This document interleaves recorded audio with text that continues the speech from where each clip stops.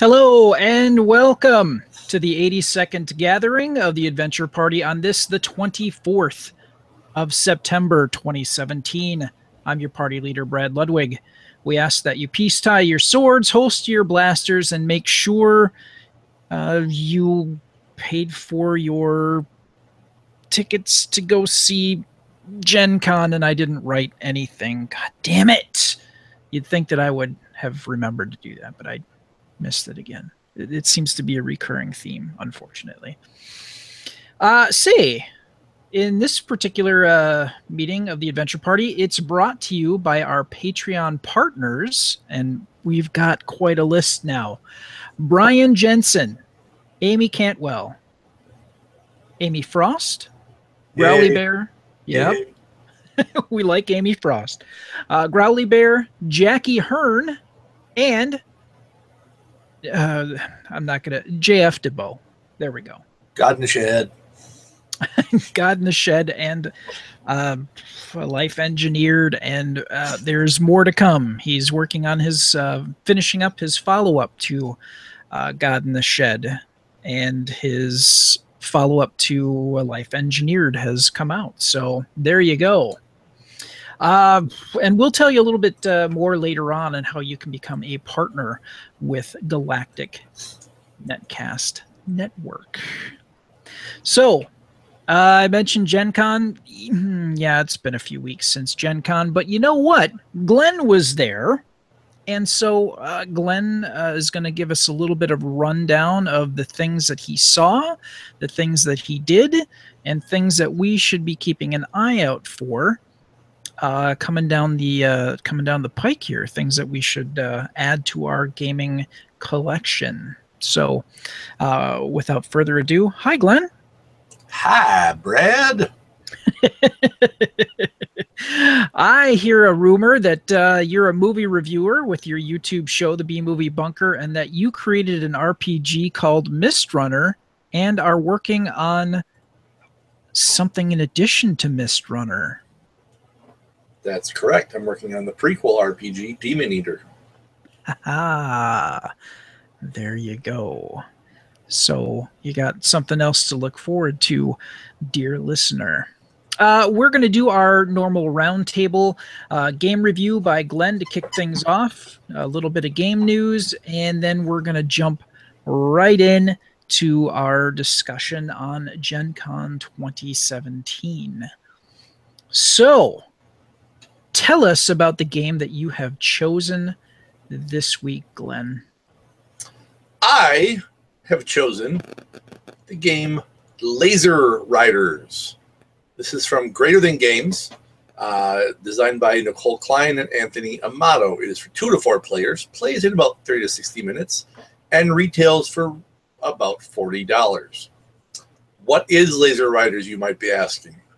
Well, it's a racing game where you are riding your cycle, creating a light path behind you. This might sound familiar to some people.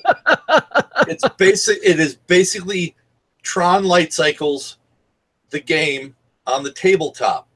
Nice. You have your character on your little bike, and you will throttle up or throttle down, and then you lay down templates showing how fast and what direction you're going. If you want to go straight, straight's easy. You can go straight, no problem. Go up to a speed of 5, which is the size of template you'll put down. You want to make a turn? Well, that's harder to do because then you have to roll a die.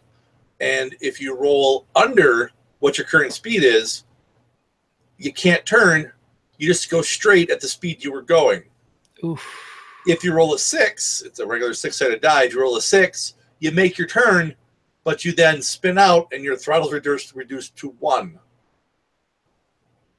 Which, might not be a bad thing. Isn't always a bad thing. The goal is there are these prisms on the table because the tabletop is the board. You play on a table. These 3 prisms, or 4 prisms, sorry, at the start of the game. And your goal is to get basically replace 3 of the prisms on the board with your prism. You do this by running your bike through one of the prisms. but you have to pass through it where your track is visible on both sides. So you can't just skim an edge of it. You have to actually go through it in order to claim that prism. And then, of course, someone can come along and claim your prism for themselves. So it's as constant, as it is a race to see who can get to their 3 prisms first. I also like the fact that, you can crash. If you ever hit someone else's light stream, you crash. In which point you then will start your next turn on the edge of the board. You also take all of your track templates off the board. And then wherever you hit your opponent's line, everything from where you hit to their starting point is taken off the board as well. So it helps clear the board up too. Otherwise, it would reach a point where you just could never do anything because there'd be too many tracks. Sure. And they can only fit so many token templates in the box, folks. So the last time I played, I ended up intentionally crashing because I had no turns left. So I'm like, well, I could keep trying to go, but it's like I can never turn. You technically can if you want to. You can pull from other ones off, but I'm just like, you know what? I'm just going to crash and get all my stuff back. Because you can crash the 3rd time you're out, so you can crash twice. That's fine. Go ahead and crash. Yeah, and it's pretty, and you are safe if you cross through someone's light path. If it's on a prism, you're safe. Those are safe zones.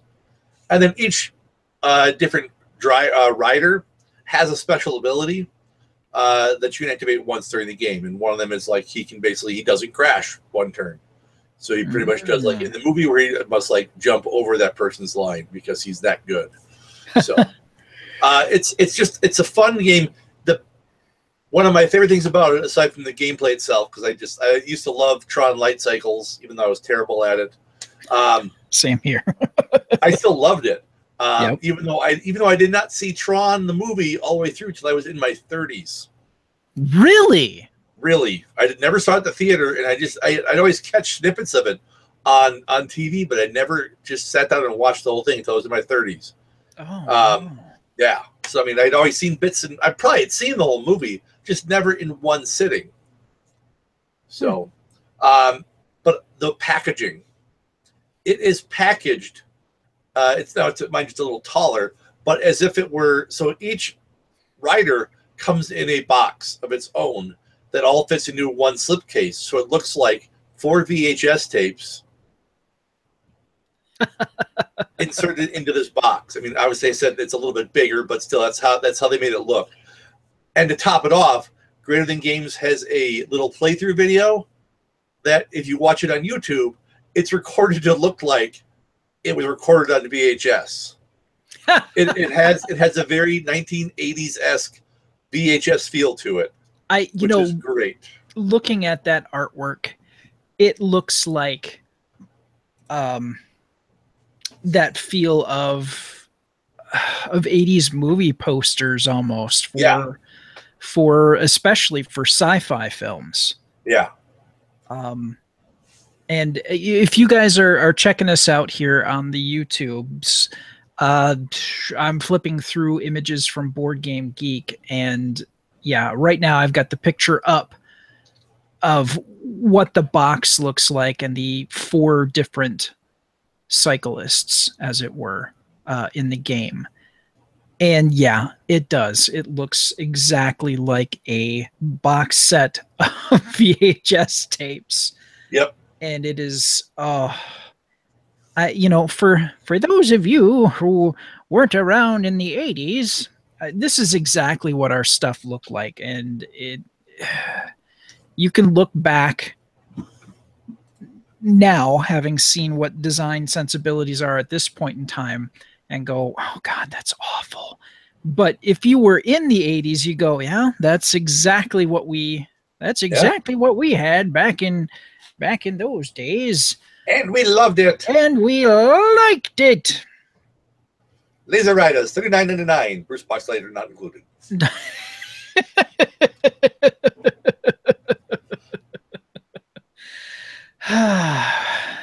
And neither is Jeff Bridges. Nope. So, yeah. Oh, my God. For as much as I've played Wings of War as much as I've played, oh, crap, what's the I haven't played in a year, X-Wing? obviously. X-Wing. Yeah, I've played X-Wing a few times.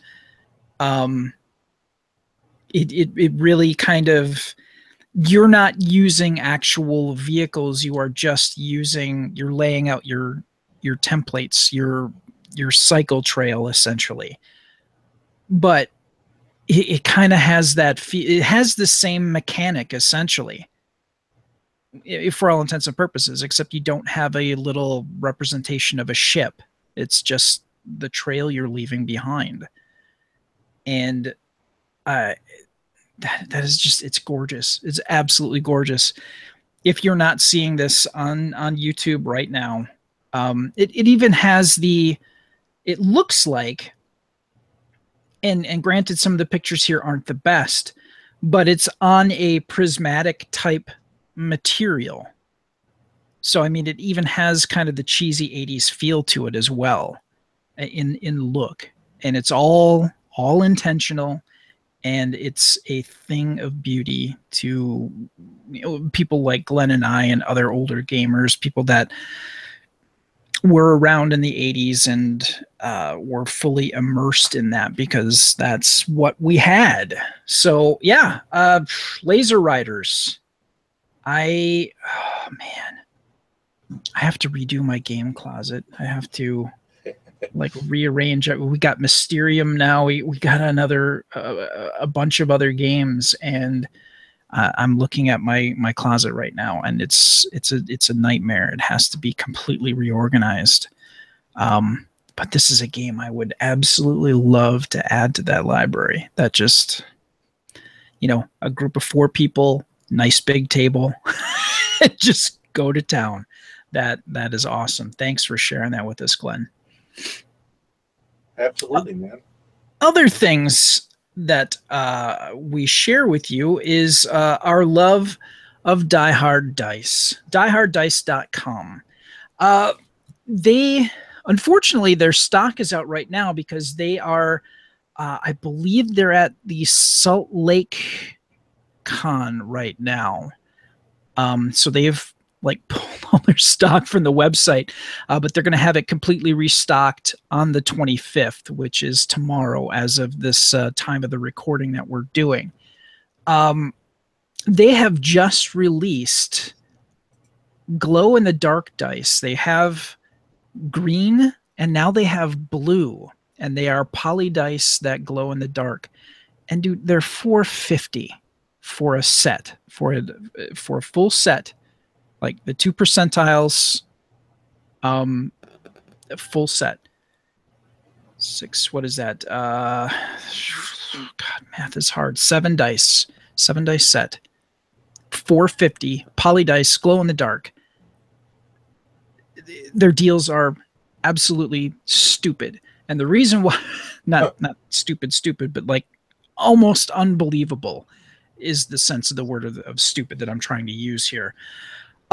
We've had Todd on, and once we're looking to have him back on again, but he's been really kind of busy with going to cons and stuff like that. So we're going to have him back on again soon. But we have a coupon code. If you go to Die Hard Dice, not today, starting tomorrow, once they've got their stock back in play here, if you go to checkout and use all one word, Adventure Party, you get 10% off of your order. So go there, order a bunch of stuff, and if you're like dice crazy like my fiance and I are, we never buy just one set. We inevitably buy at least 2. But 10% off if you use Adventure Party, all one word, as the coupon code, and you get 10% off your order. Well worth it. The quality of the dice are truly amazing. I have 0 complaints about all the sets I have gotten, and I have gotten quite a few. So they have metal dice, poly dice, all their dice that they have, absolutely well crafted, well done. you will not be disappointed. So again, Adventure Party, all one word, as the coupon code with your order. All right, news. We're going to talk a little bit about digital gaming here. Console is the big thing right now for I think the overall complaints, and we're going to talk about it, Fallout 4 Creation Club, not well received. Surprise! Paying for mods, here's the thing. I'm going to lay this out, and for the folks who are playing Fallout 4 still on PC, on Xbox One, Creation Club is really not that big of a deal. Yeah, they've got some interesting stuff there, but not really enough to warrant. And they recently is just kind of the backlash. We're going to get to the story here in just a second, but there was a little bit of a backlash. Surprise, surprise, for mods you have to pay for. And they recently dropped some of their prices, and now they are having some of their stuff free for a short period of time. Like they'll do one thing and it'll be free. And you start with 100 Creation Club credits. They give you that right off the bat.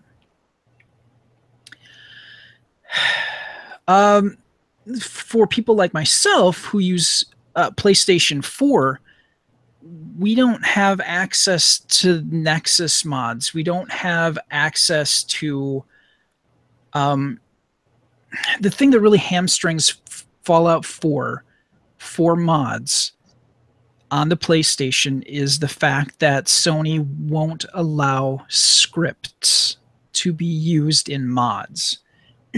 So that means the code that you need to like create a quest and have some of the pieces there that you need to get something on your map, or they don't allow you to interject new audio. At best, if you kind of cobble together a quest, it's text only. You read it. And so Creation Club is the only thing that we really get as PlayStation 4 players that kind of give us something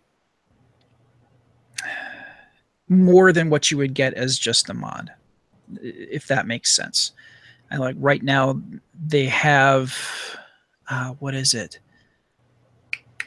Doom. They've got the BFG 9000 and they've got the Doom armor that's available. And the BFG 9000 is ridiculous. If you watch this thing, when you shoot it, it goes for a very long distance and then explodes just like it did in Doom. And it's beautiful, but it's not worth the cost that you have to actually pay to get it. And that's the biggest complaint. So with this article here, I'm just going to touch a little bit on it, as from Polygon.com. We're just going to kind of get right into the center of the article here. The Creation Club consists of new in-game content developed that is internally created or internally created along with external developers, according to Bethesda. Yet it immediately reminded many people of Bethesda's controversial premium mods that drew ire in 2015, when the Elder Scrolls V Skyrim players revolted over the idea of paid mod content. There's a quote here, but I don't see. Oh, this is from Bethesda proper. All right. You have to understand that one of the reasons that this is not paid mods is that when they're working for us, it's a job. Hines said during an interview, they're not getting paid only if the stuff sells. They're getting paid like any external contractor all along the way. The mods are marketed as optional but enticing pieces of armor, weapons, and other goods for games like Fallout 4 and Skyrim. But early critics found that similar fan-made mods were available elsewhere online and for free. These places include Nexus Mods or even Download Hub on Bethesda's own game launcher. Again, PlayStation 4 folks don't get that. So that's why I'm not entirely down on the concept of the Creation Club.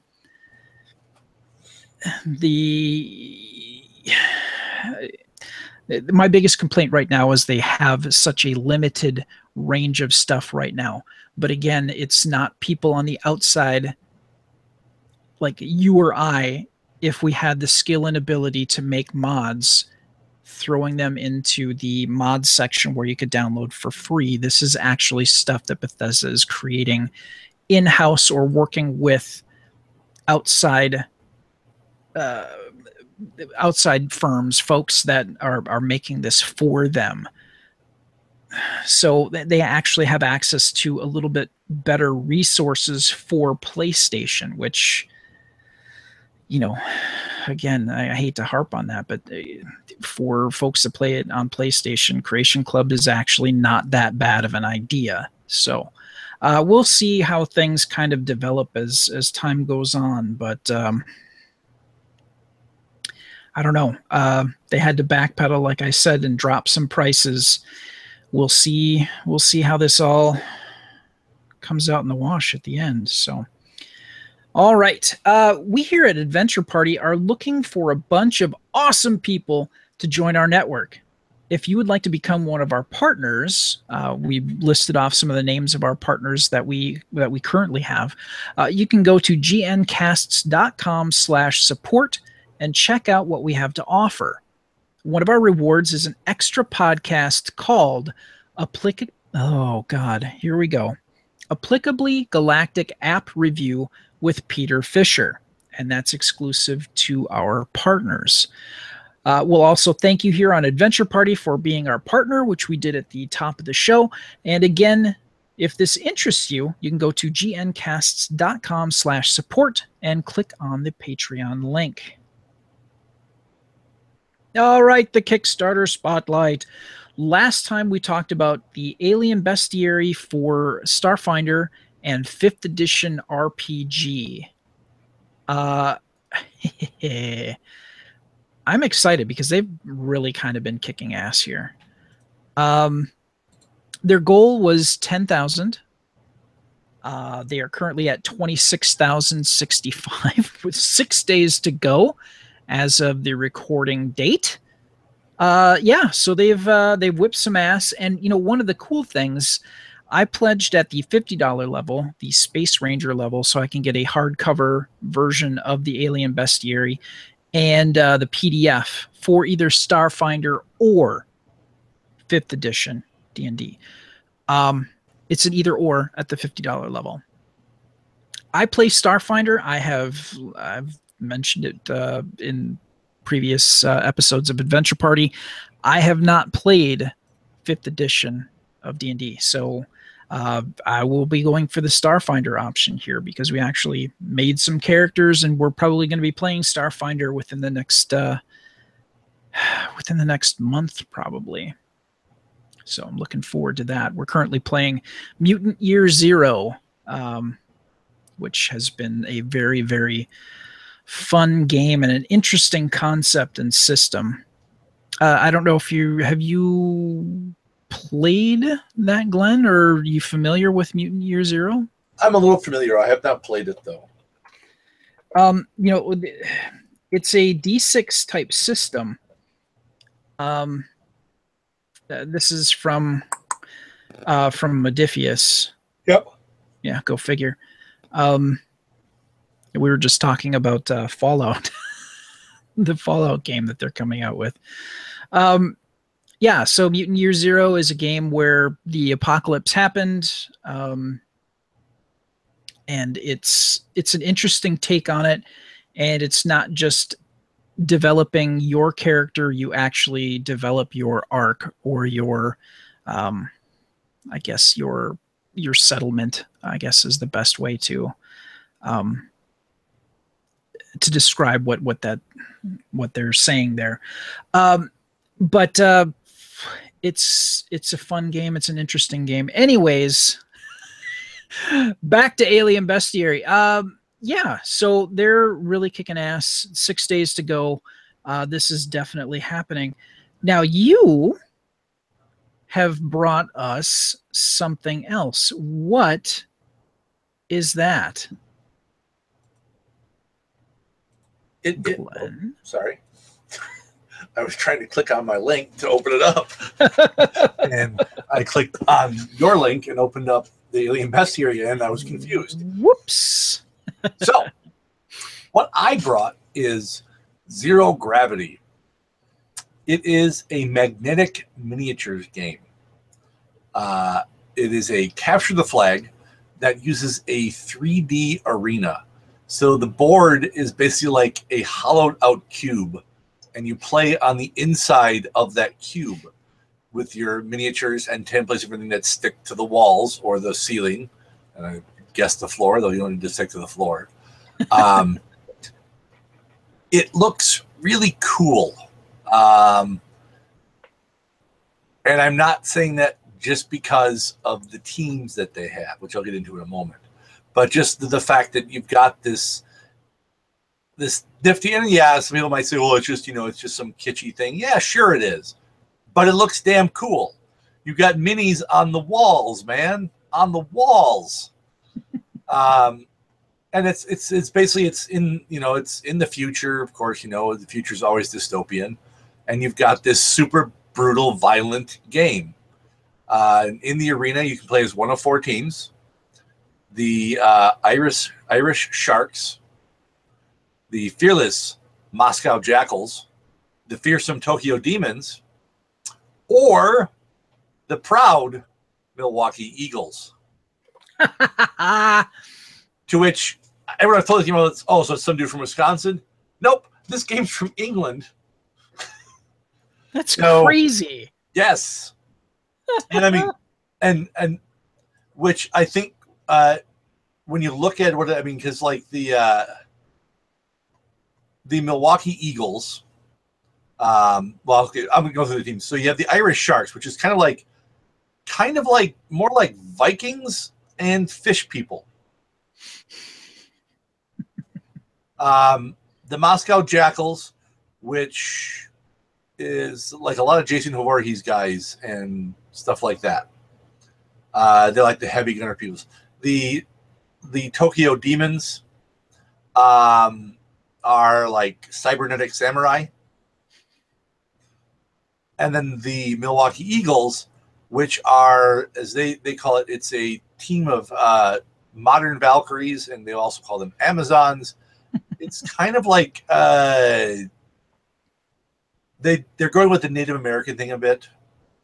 And obviously they just thought that Milwaukee sounded Native American-y enough for them. So, but should have been the Waiawega. Yes, the Waiawega Eagles.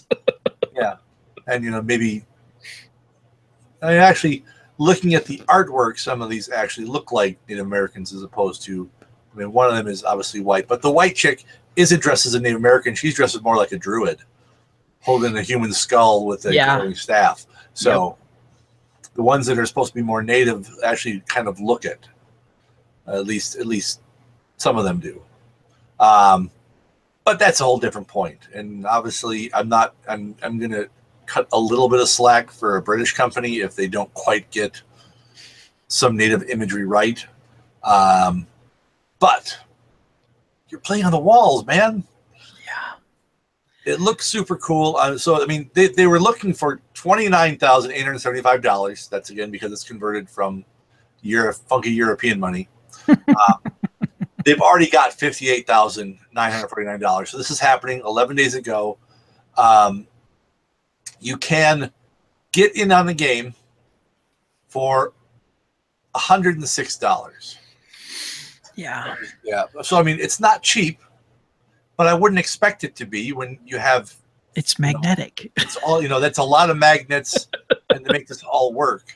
Yeah. So, I mean, if you want to go crazy, dude, get a bunch of friends together, spend $428. You can get 6 sets of the game. 6. We all missed the early bird, which was the 94. But still, they're looking to deliver in April of 2018, which is really not that far off. No, it's not. Yeah. So they have already unlocked more than a couple stretch goals, which I have to get to now. Come on. Oh my gosh. They got so much stuff on this page. It's they have huge. Yeah. There's like a Minotaur. There's a Mine Layer creature. There's the Replicator. They've unlocked another runner for the Irish Sharks, a runner for the Jackals, a runner for the Demons, a runner for the Eagles, a sniper for the Irish Sharks, improvement with rounded corners on the cards. They've added a vertical forest arena. They've added optional buy-ins with the Techno Hive arena.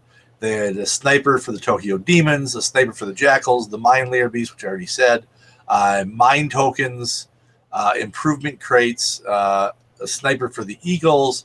They're adding a optional buy-in for the Kathmandu Tigers team. Optional buy-in they haven't reached yet, but for the Marrakesh Marauders team. So they've got plans for like a lot of other stuff. And you can play on the walls.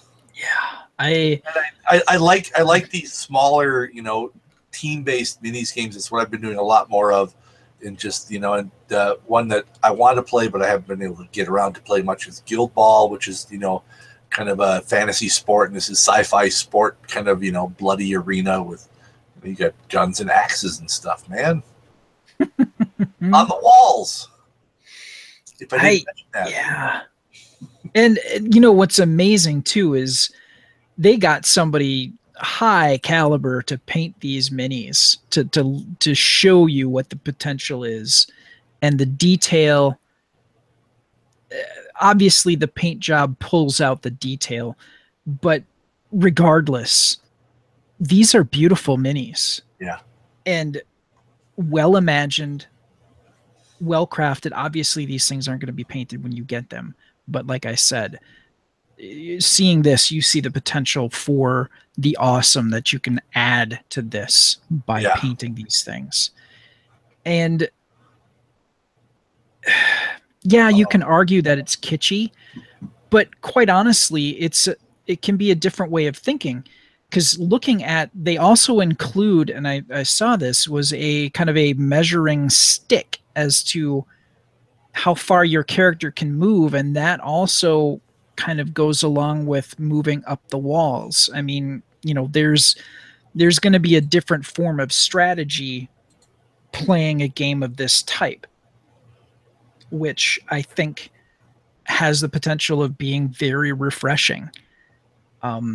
So, call it kitschy if you want to, but God, it just, man. It looks really cool. It does. I need to apologize. They're not in England. They're in Italy. Oh, there you go. So, God, it just, if you're checking this out on YouTube, I'm kind of flipping through this, and it just, I'm literally drooling over how beautiful this looks, and just thinking about how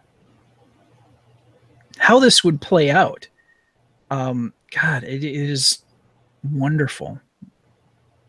Yeah, and I mean the company District Games, I mean, they do mostly card games, but they do like game design, development, and marketing. And they've worked with Walt Disney. They've worked with Cool Mini or Not.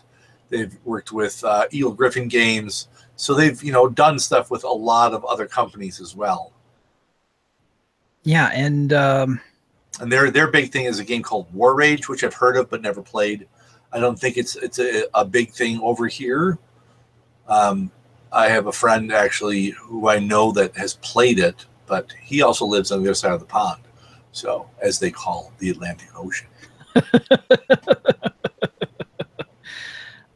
Yeah, I like I said, I wish I had 100 some bucks to just lay down to play this, to have a copy of this.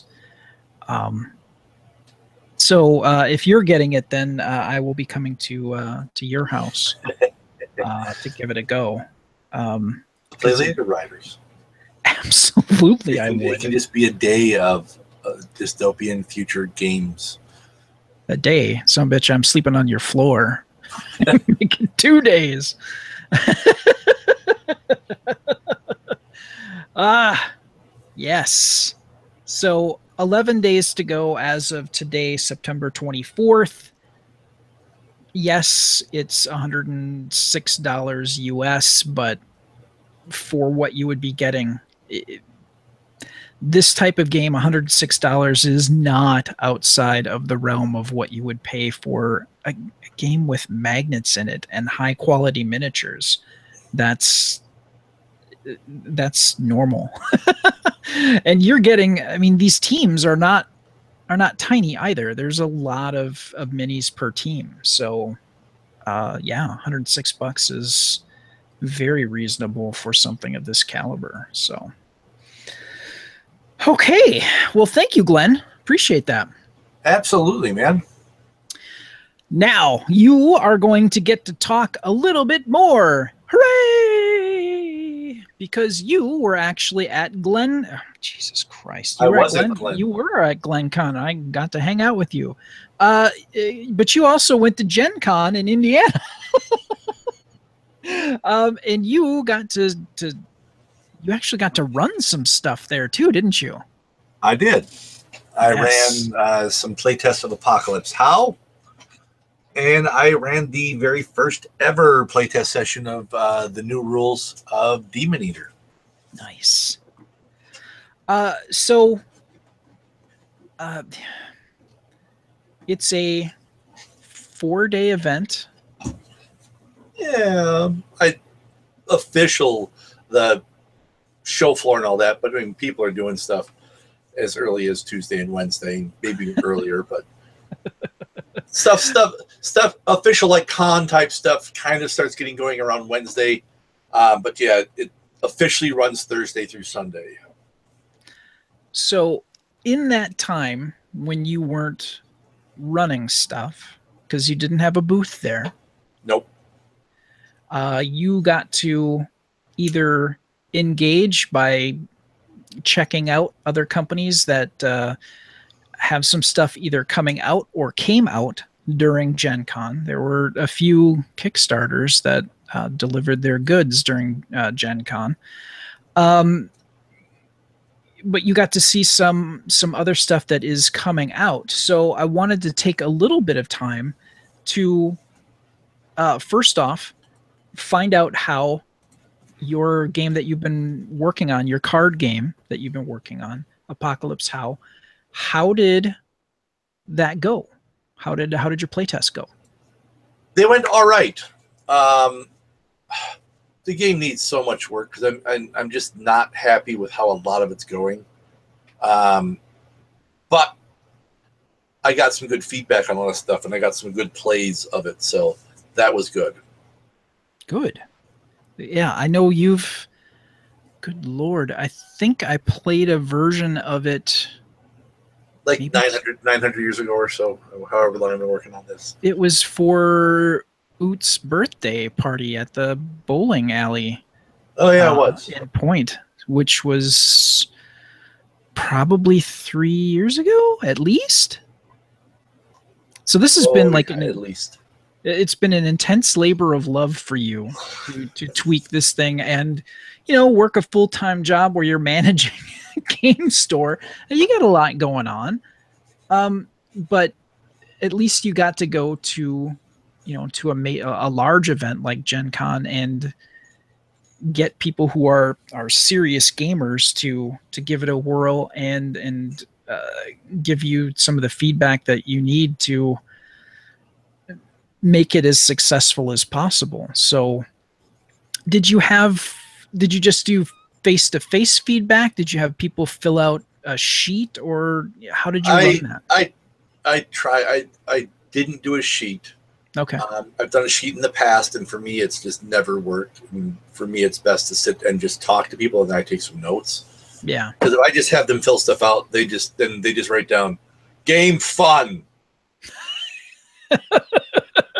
broad light game. Yeah, I would see more of a benefit to, because filling out stuff on a sheet is not interactive. You don't get the chance to ask follow-up questions. So if somebody puts something that's kind of vague, you don't get the opportunity to come back and go, whoa, what did you mean by that? So yeah, it's got to be nice to be able to just sit down and just have that back and forth and take the notes, and get a very clear idea of what they were trying to say, that you wouldn't have if they were just writing it down. So that's good, healthy feedback that you need to do what you want to do. Cool. So the prequel to Mist Runner, you got to run that as well. I did. How did that go? It apparently went so well that Dr. Randy Wolfmeyer, who was playing in it, left in the middle of the game.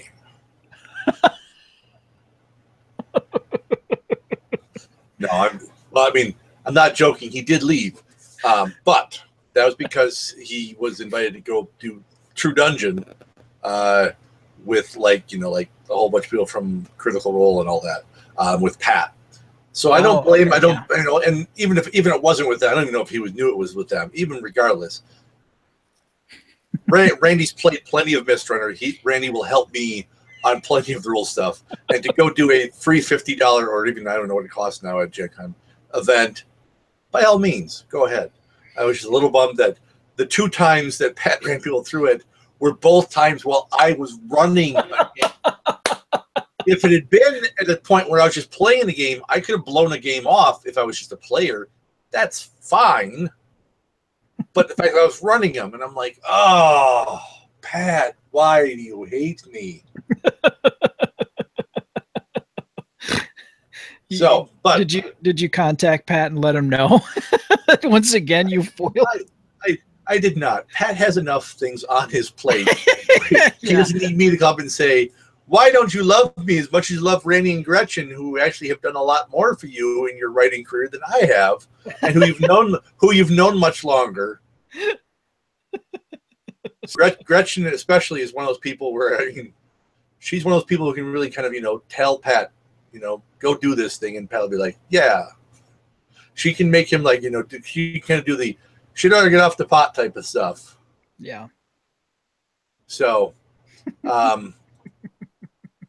so I don't care about that. But anyways, I did get to see Pat and then talk to him very briefly, which I take as a win, because these types of weekends, Pat's generally pretty busy with a lot of stuff because he's got his booth there for the finger packs and for the charity and all that is going on. I'm sure he has whatever celebrity Pat stuff he has to do, whether it's book signings or the whole True Dungeon thing was based off of his world. So, but I'm not even talking about it.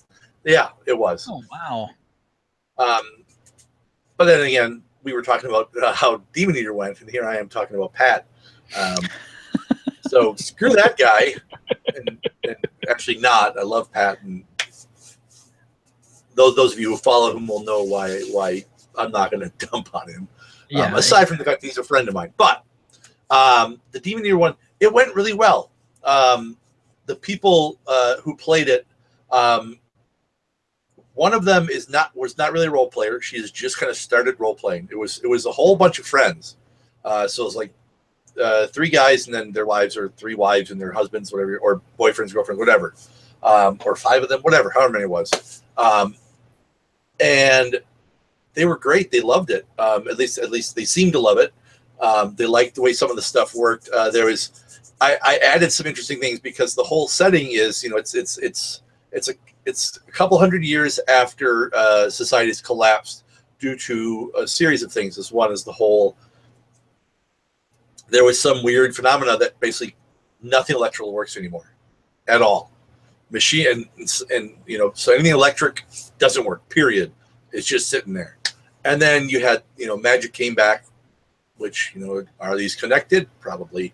And then the demons show up, and society's collapsed, and demons have kind of taken over most of the world as far as the players know, the characters know, because they're in Ireland, which is like, as far as they know, is one of the last bastions of free humans who are not, you know, in some way, shape, or form under the yoke of these demons. And as it is in Mistrunner, everyone has some kind of magical ability. And hold on one second here. Sorry, there was just suddenly a very loud, another advertisement popping up in my background. I don't know where from, because I have nothing open aside from Twitter and Google Hangouts, so I'm confused. But everyone has some form of magic, and it's actually different from Mistrunner's that you choose a magical style as kind of like your it's almost like your character class, just to give you a very basic starting foundation for your character. And so you have your, obviously there's the church, so you have your divine magic, you have your those that are actually tainted by demons is your tainted magic, your demonic magic. The one that they seem to love the most was there's actually the heretic, and their magical ability is just called heretical denial, and that so set in their belief that none of this stuff is actually, there is a logical, they're the Scullys of my world, and that there's a logical explanation for all of this, where even like with Scully, I mean, she saw stuff every week that was way beyond normal explanation, but she'd still be the super skeptic all the time. And that's kind of how these guys are.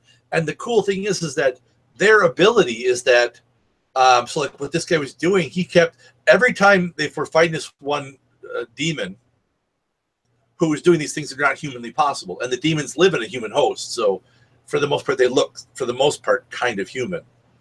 So like when he like threw this old car up in the air, he's like, okay, there's obviously something going on. He can't do that. And by his denying these things, he's actually in a little way hampering and weakening the demon's own magic.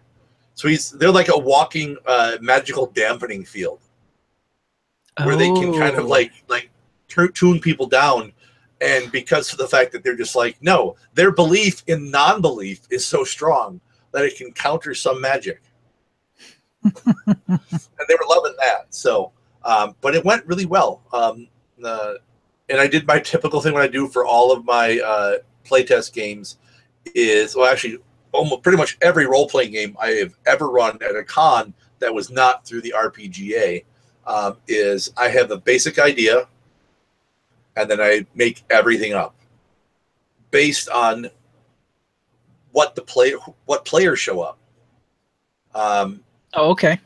And you know, I try to make a variety of characters they can play, where I have some that are beat sticks, some that aren't, and I will always go with what the group is leaning towards. And I'm generally pretty lucky in that I can kind of direct it where it's much more story. Yeah, there's almost always some form of combat, but it's not the driving factor, because I want to test out some other things work, and I want to see how they use some of these skills and abilities outside of combat. Combat's great. I want to test that too, but it gets plenty of testing. But I want to see how some of the other things work too, and that worked really well. I got some good stuff on my magic system, which people really like. But there's things I really need to tweak too. My magic system puts a lot of extra burden on the game master, which I personally don't mind, because it's such an open system where, so like in it's even more open to interpretation in Demon Eater, because like what is divine magic? Well, it's anything that it's if you think that God, you know, and because this is that magic is directed through God and the church, if there's something you think he would do, you could try to do it. So this included things that during the game where someone purified some water. Someone obviously tried to heal someone's injuries, and also tried to, actually didn't try, very successfully brought down the lightning of God onto a demon, and to strike them down with righteous vengeance.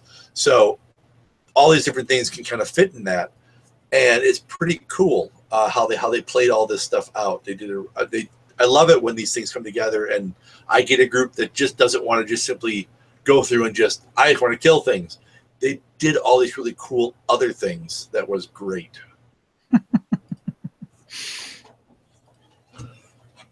Well, that is very cool. Yeah. So let's move on to some of the other stuff at Gen Con. Like, sure. When you were walking the floor, was there something that reached out and just grabbed your attention and you went, oh, man? So there were not a lot of surprises for me at the show because of what I do for a living. Yeah. So, I mean, it was nice to see some of the things I've been hearing about. But nothing was like, oh my God, that's amazing. I can't believe it was great. And I didn't get as much time on the floor as I would have liked, because I played a lot of role-playing games this year. A lot. But some of the ones that did stick out to me. So there was Hafid's Grand Bazaar, which is coming out soon. Should be out really soon. It's from Rather Dashing Games. It is I talked about them before with This Belongs to a Museum. Yeah, yep. It's one of theirs, and this is the one where Grant Wilson, who was one of the apps, this is what he does now. He made a game company, and he makes games. And he's a super nice guy. I got to meet him. He's an awesome, nice guy. He loved my green hair.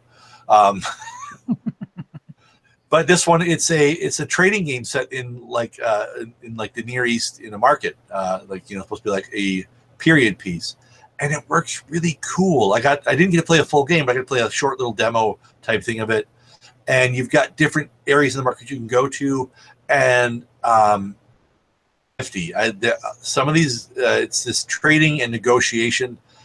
And one of the things I love is that there's actually you can bid on being the negotiator.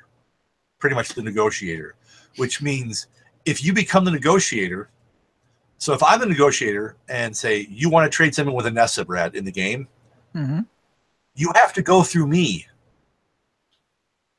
You can't just talk to Anessa and say, hey, I'll give you this for that. Nope. You have to go, hey, Glenn, tell Anessa I will give her this for that. And I am your go-between for it. So it's got all these things that you can try to do in the game. So it looked really cool. Another really cool one, which is now in the stores, although it's almost sold out everywhere until the next print run comes in, is from Blue Orange Games, called Photosynthesis. Game of throwing shade. Literally throwing shade. Because you are in a forest, and the sun rotates around the board, and a tall tree blocks a shorter tree if the sun is shining on it. So it's all getting your trees lined up properly so you can collect sunlight, because sunlight is your money. That's how you plant more trees. That's how you grow trees. That's how you harvest trees for points. So really cool. It's the rules are super simple, but it's a lot of that. I'm not planning for right now. I'm planning for right now and the next 5 turns, because I want to know is Brad going to grow this tree? Should I grow something in front of him before he can? Is he going to block me out? Am I going to block myself out? Which happens. So that one was really nifty as well. Was there trouble in the forest? There was unrest, yes. Trees. Yes. Sorry, Rush song. The maples want more sunlight. Those oaks just ignore their pleas. The hatchet, axe, and saw. Yeah. Okay. Sorry. Yes. There was Wasteland Express, which is your delivery service. It's Wasteland Express Delivery Service is the full name of the game. Most people just call it Wasteland Express. You are going around in the post-apocalyptic, delivering things. You're fulfilling contracts, upgrading your trucks so you can survive, blowing stuff up, stuff like that. It looked super cool. I have not played it yet. I have it. It's sitting on my shelf with the giant stack. I don't know if you saw the picture I posted of my GenCon and day after GenCon post, because there's all the things that I then bought at the store I work at. So there were some other really cool things I got to see, but didn't get to play. There's the new Star Wars Legion coming out from Fantasy Flight, which is a Star Wars miniatures game. X-Wing, Armada, or Imperial Assault. It's more of a epic battles, like ground battles thing. There's also from them, there was the Fallout board game, exploration game, where you can play as different survivors. Then there was from Modiphius, I got to see some basic stuff for the Fallout miniatures game. Ooh. Which looks super cool, where you have your different factions being like the Brotherhood of Steel, the Super Mutants, the Survivors, the Enclave. So that looked really cool as well. And I know there's a lot of things I'm forgetting that I saw. I bought a lot of miniatures, like way too many miniatures. There was Dragonfire D&D card game from Catalyst that's coming out. Yeah, there was also L5R, Legend of the Five Rings, is coming back out from Fantasy Flight Games. Oh, wow. Yeah, so that one's coming back as well as an LCG as opposed to a CCG. So, which I am running at my store in 2 weeks for the launch.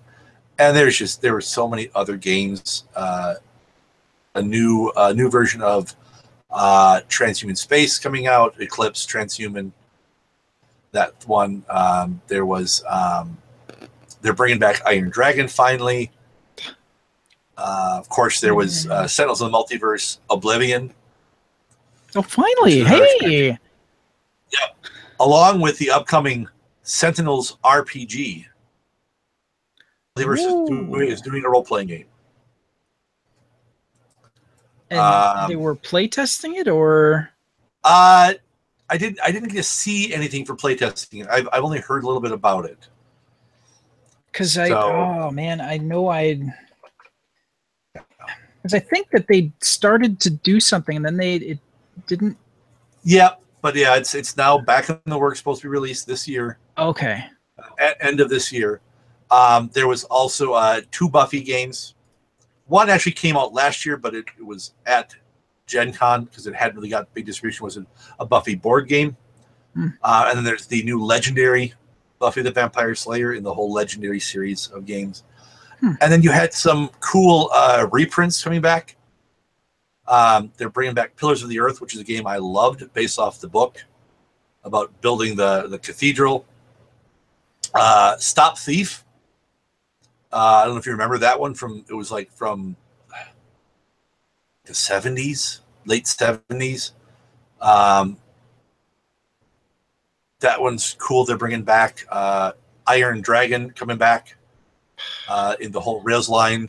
So yeah, all these. I mean, there were a lot of games to see, and thankfully, as I said, I get to see a lot of these ahead of time from solicitations I get from my distributors and stuff like that. And I mean, First Martians is coming up, which is a whole nother. Some of the guy who designed Robinson Crusoe, where you're the first colonists on Mars. There's a new. There's Palace of Mad King Ludwig coming out. There's a really cool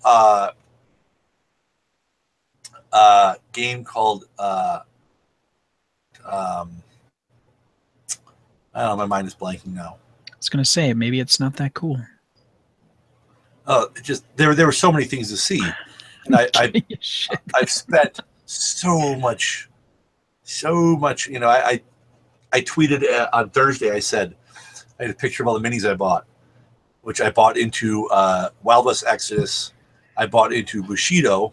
I bought into Witchborn, and I bought into Arena Rex. So I bought into 4 new minis games.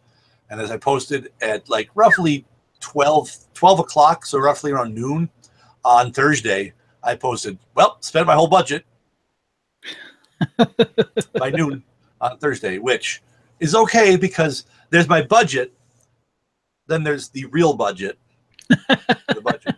Then there's the, well, if I have to, I can spend this much budget. And then there's the, I think I can still pay rent budget, which I did not hit that one. Well, that's good. But yeah, I mean, there's another Pandemic Legacy Season 2. Oh, wow. I got a brief look at some of that stuff. Yeah, there's so many. Ex Libris from Renegade Games, which is a library. Yeah, basically library, like an old time, like library with books and all that stuff that look really cool. Custom Heroes, which is another card crafting game. Alderac.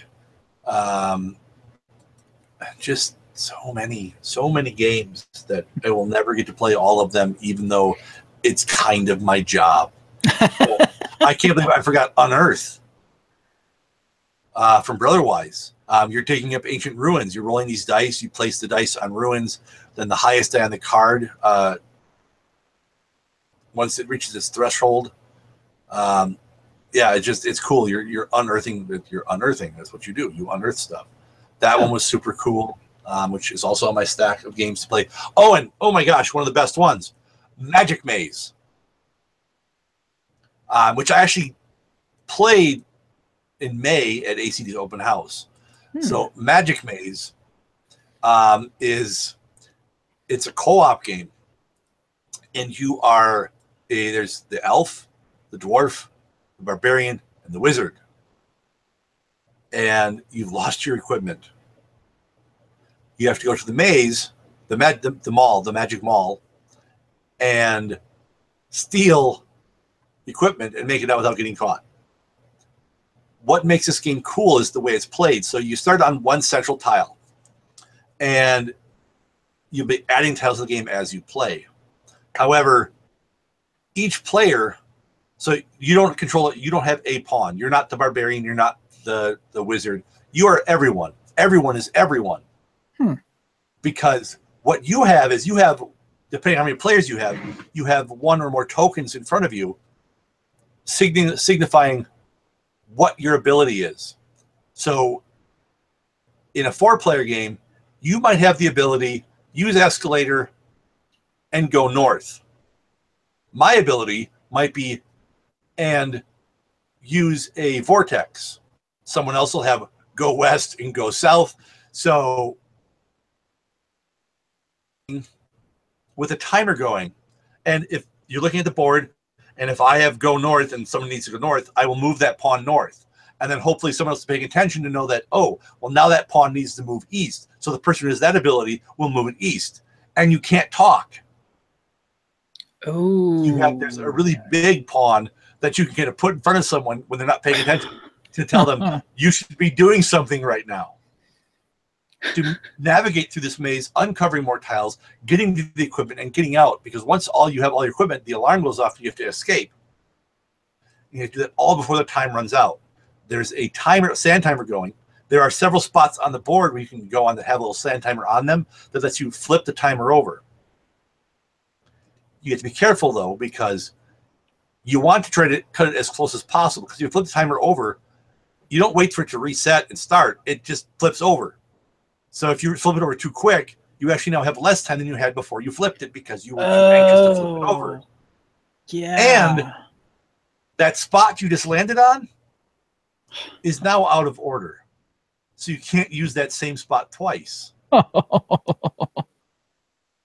Same with the vortexes that let you teleport from one color. So you can only move. So like the wizard is purple. He can only use a purple vortex to go to a purple vortex.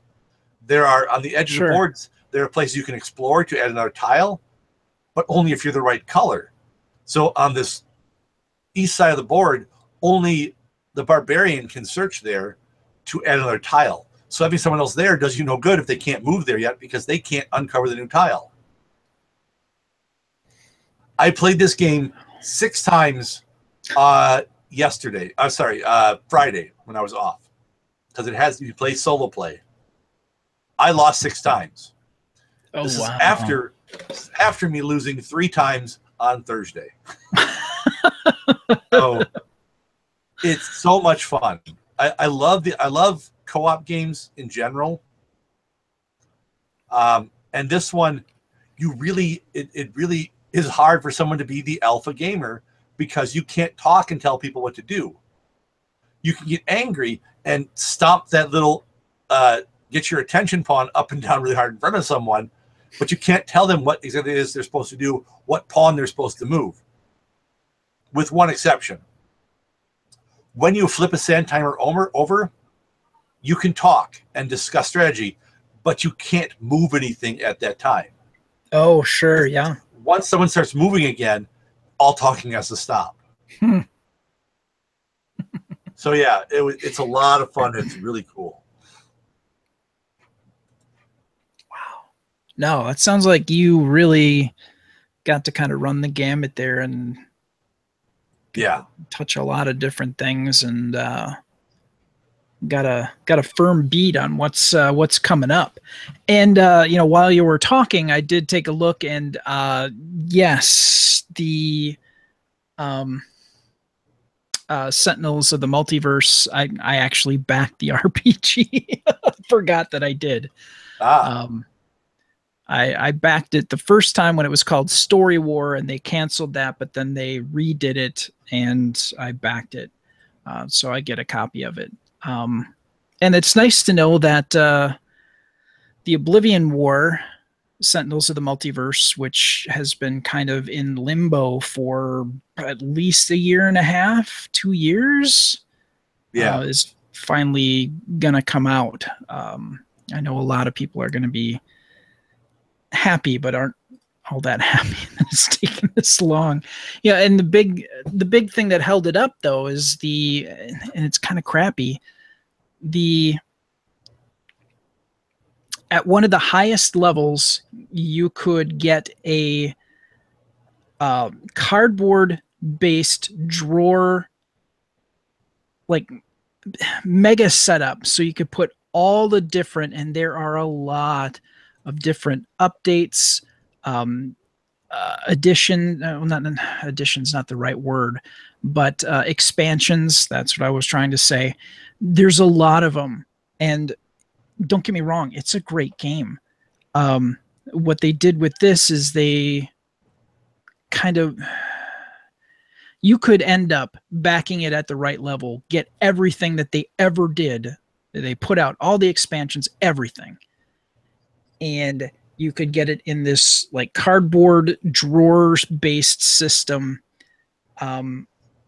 And they had to keep going back to the drawing board on the cardboard thing, and it held up. Everybody who ordered just the cards and not the cardboard, from what it sounded like, they could have shipped those cards a while ago, but they didn't want to screw the people that backed at the higher level. So they screwed the people that backed at the lower level. Or at least people felt like if they backed it at the lower level, they kind of got screwed because they could have gotten their stuff literally months ago. But it's nice to see that the light on that tunnel has finally appeared. So that's coming out. That is very good news. No, that's great. And, quite honestly, I haven't been to, I've said it before here, I haven't been to GenCon since it left Milwaukee, Wisconsin.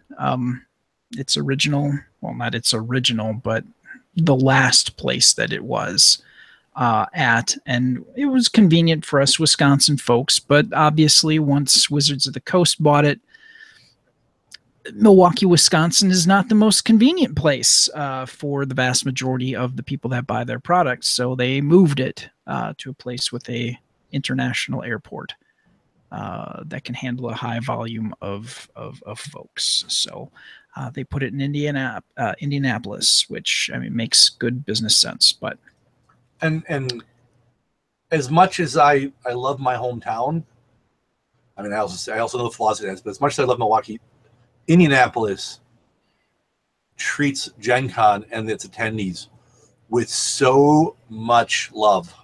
Yeah. I yeah. It's insane how all out that downtown area goes for the Gen Con people. Well, I'm pretty sure that that brings in a fuck ton of business for them. Yeah. But I mean the thing is though is that Milwaukee never did No. that. No. You had like the safe house, and there was like a spot in the Grand Avenue Mall that had like super big cups for soda. Yeah. That's about the extent that Milwaukee did. I think eventually towards the end they had like 6 little signs they put up on some light posts right by the convention center.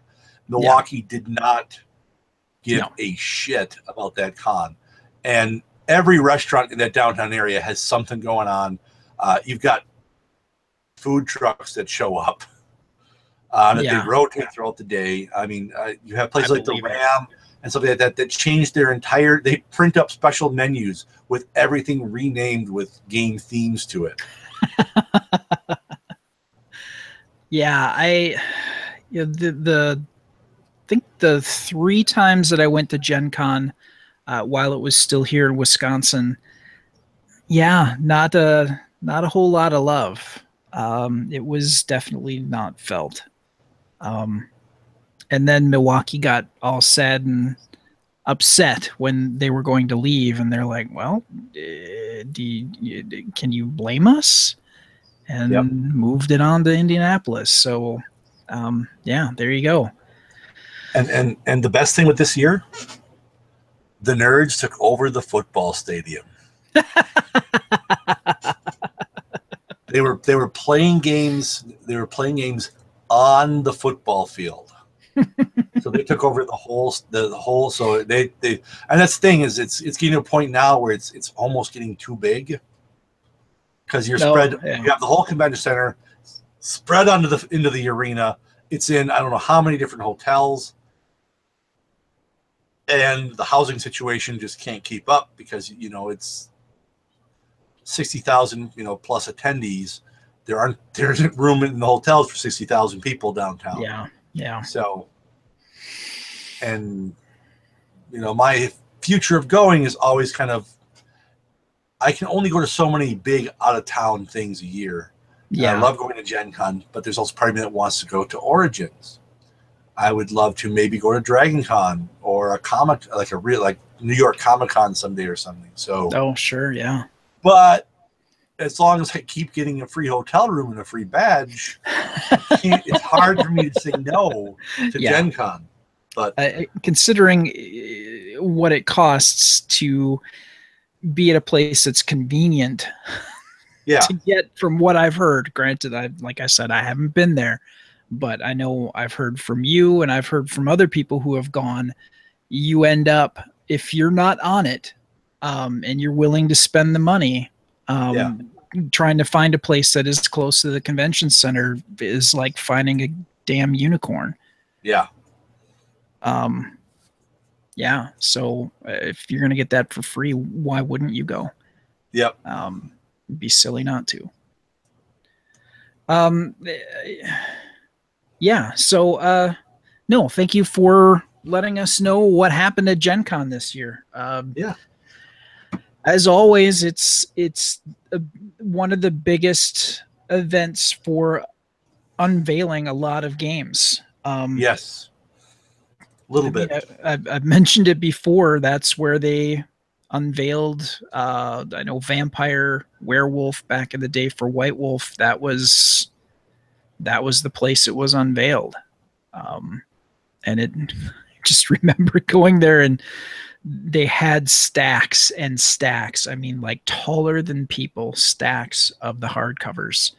And like by the end of the first day, they were gone.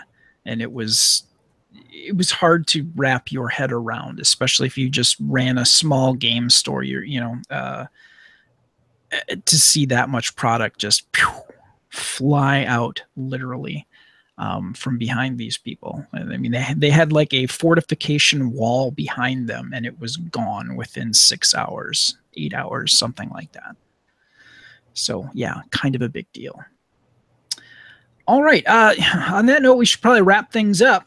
If you would like to chat with the hosts or other listeners of this Galactic Network podcast 24 hours a day, you can go to gncasts.com/signup and we will add you to our Slack team. You'll have the ability to interact with us in real time. Again, go to gncasts.com/signup. For more on this podcast, including show notes, contact info, and more, go to gncasts.com/adventure. If you have a question or comment about anything that you've heard on this podcast, email adventure@gncasts.com.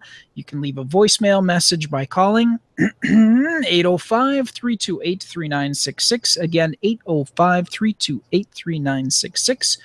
Or you can go to gncasts.com/contact. We do read, listen to, and appreciate your feedback. Please subscribe to this Galactic Network podcast by going to gncasts.com/subscribe, or you can find us on iTunes, Stitcher, Google Play Music, or anywhere podcasts are offered. And last but not least, thanks to Mark Wooldridge of Central Battery Music Works for our theme music. Glenn, thank you so much for once again chit-chatting with us. Where can people find about what you do and about Mist Runner and the upcoming prequel? The best place is you can find me on that little thing called Facebook. You can just find me, myself, or you can find Mist Runner the RPG. You can find the Beam Bunker and Guided Bunker Productions. Eventually, there'll be a page for Demon Eater. There's one for Apocalypse How, which I did ignore a lot.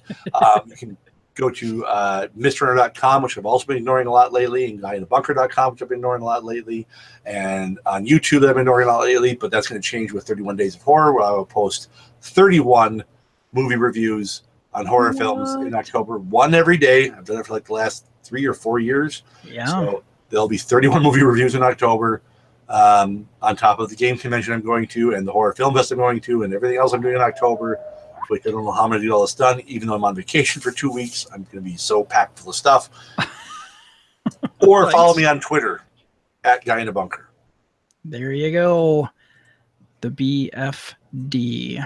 The big fucking deal. Glenn Bittner, ladies and gentlemen. All right. Thank you so much for joining us at the Adventure Party. May your characters never die and your adventures always be epic. Thank you and good night. Sounded like a threat, didn't it? Kind of.